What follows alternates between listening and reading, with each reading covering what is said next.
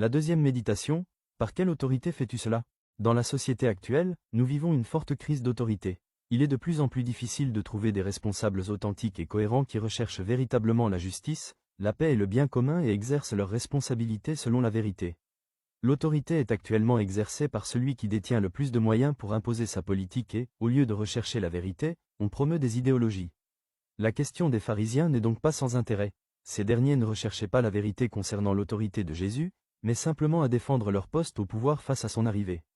L'évangile d'aujourd'hui se situe après que Jésus a chassé du temple les marchands. Ce geste a été perçu par les chefs du peuple comme une prise de pouvoir. Le Seigneur n'avait cependant aucunement cette intention. Il cherchait à mettre en évidence la vérité que le commerce n'avait pas sa place dans le lieu saint. C'était aussi un signe prophétique que Dieu était à l'œuvre pour purifier les cœurs et les mener à la conversion. Ils avaient peur de la foule, car tout le monde estimait que Jean était réellement un prophète. Curieusement, les chefs du peuple voulaient se confronter au Seigneur afin de réaffirmer leur autorité. Mais voilà qu'ils finissent par transiger par peur de la foule. Selon eux, qui avait vraiment l'autorité? Jésus? Les pharisiens? La foule? Ils ne semblent pas le savoir eux-mêmes. Combien de fois nous arrive-t-il de céder notre liberté et notre autorité en tant que fils et filles de Dieu, au qu'en dira-t-on, aux réseaux sociaux, aux mensonges, au mal et à la tentation? Nous pouvons, nous aussi, perdre de vue qui fait autorité dans nos vies et qui devrait exercer en nous cette autorité. Qui exerce l'autorité suprême dans ma vie?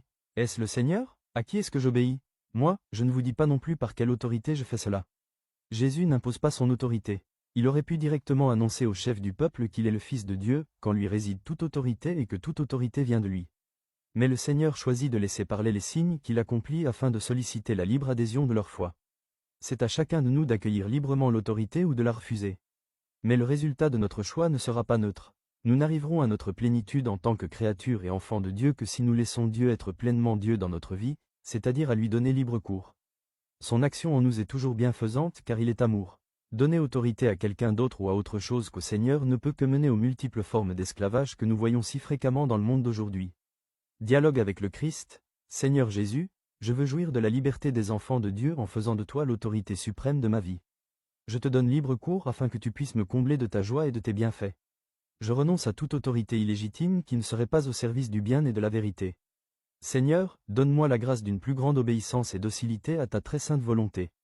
Résolution. Renouveler les vœux de mon baptême en demandant la grâce d'accueillir plus pleinement l'autorité du Seigneur dans ma vie. Pour vivre dans la liberté des enfants de Dieu, rejetez-vous le péché? Je le rejette. Pour échapper à l'emprise du péché, rejetez-vous ce qui conduit au mal? Je le rejette. Pour suivre Jésus, le Christ, rejetez-vous Satan qui est l'auteur du péché? Je le rejette. Croyez-vous en Dieu, le Père Tout-Puissant, Créateur du ciel et de la terre? Je crois. Croyez-vous en Jésus-Christ, son Fils unique, notre Seigneur, qui est né de la Vierge Marie, a souffert la passion, a été enseveli, est ressuscité d'entre les morts, et qui est assis à la droite du Père? Je crois. Croyez-vous en l'Esprit Saint, à la Sainte Église catholique, à la communion des saints, au pardon des péchés, à la résurrection de la chair et à la vie éternelle?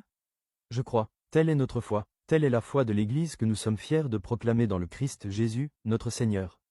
Amen. Bonne journée et excellent week-end sous la divine protection par l'intercession de la Sainte Vierge Marie et de Sainte Jeanne d'Arc.